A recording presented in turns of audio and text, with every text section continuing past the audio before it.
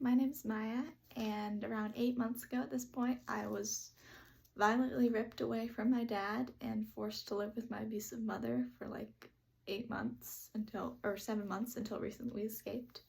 And right now I wanted to read an essay that I wrote when I was just over a year ago it's titled Reunification Therapy and the Term Parental Alienation's Harmful Repercussions. Forced reunification therapy is invalid and harmful to children. Therefore, judges need to rethink using it as an easy solution to complicated situations. While reunification therapy is a common tool for lawyers and judges to recommend in most cases, it causes more harm than any potential good. All the cases I have found have been accounts of children traumatized by this process, children ripped away from the parent they want to be with, and placed in the home of a parent they have been trying to escape. And yet, in 23% of family court cases where there was an allegation of alienation, a term to absolve allegations of abuse or a preference for one home over the other, family reunification programs were mandated. The percentage of 23% is from Canada, and in the United States, researcher Shelley Pollock said, quote, "The prevalence is significantly higher."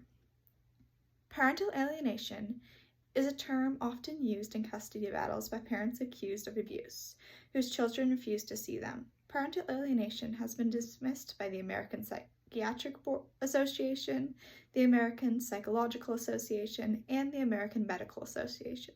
The reasons these associations gave was, quote, lacking empirical or clinical evidence. The idea of parental alienation syndrome, PAS, was developed in 1985 by U.S. child psychologist Richard A. Gardner. Dr. Gardner was convicted in the late 1980s of kidnapping and abusing children. Quote, "Special care should be taken not to alienate the child from the molesting parent. The removal of a pedophilic parent from the house should only be seriously considered after all attempts at treatment of the pedophilia and rapprochement with the family have proven futile." Dr. Gardner has many quotes like this, and very clearly he defends not only parental abuse but also pedophilia. And a pedophile's disproven ideas should never be considered as valid in family court and should never be the deciding factor in abuse allegations, when Dr. Gardner himself abused children. As Dr. Gardner suggested in the previous quote, sometimes courts will go to great lengths to keep children with both parents, and one way they achieve this is through a process known as reunification therapy, a type of therapy most often used to reunite a parent with their child after they have been alienated or had some other similar issue. Reunification has been recommended by people other than Dr. Gardner, mostly by professionals who make money off the process and benefit from its continued use. Judges mandate reunification programs far too often in cases where children have made a decision that the court does not agree with and won't return to a parent they've chosen to distance themselves from. One popular program is Family Bridges, the self-proclaimed first specialized program for alienated children. You may think that stories of children stolen in the night are only based on the work of criminals, but in some cases, if a judge gives full custody to the parent who claims they have been alienated and orders no communication with the parent the children want to be with, children can literally be legally grabbed in the night and taken away to reunification programs they never agreed to. In the case of Ariana, a young girl made to attend Family Bridges, that is what happened.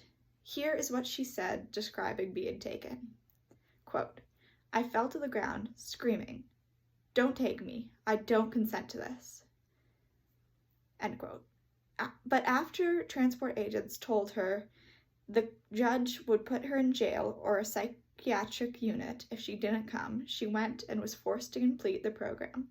After the program was completed, Ariana filed and won emancipation from her parents.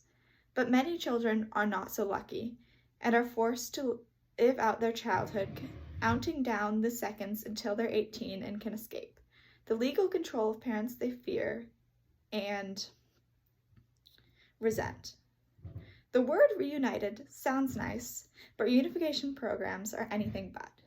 Children are basically helpless to the whims of judges in the family court system once they enter it.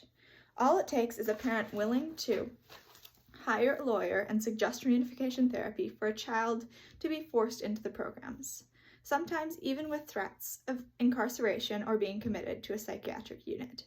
In a society where children are effectively the legal property of their parents until they turn 18, we need judges who respect children and allow the opportunity for children to choose about their own lives.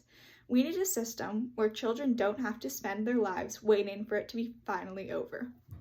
As I have proven, reunification therapy is a system built around allowing abuse to continue, and parental alienation is a term used to minimize or completely erase allegations of abuse.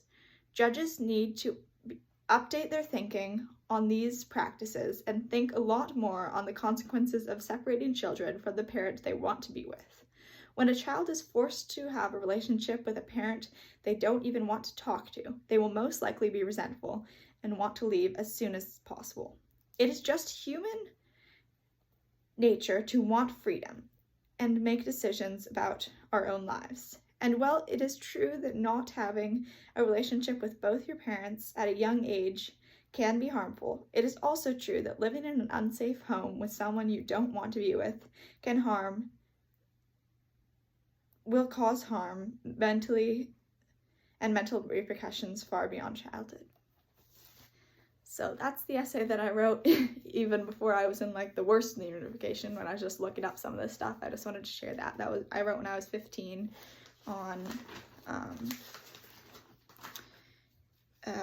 February 3rd, 2022 for my English class as like a essay there. So yeah.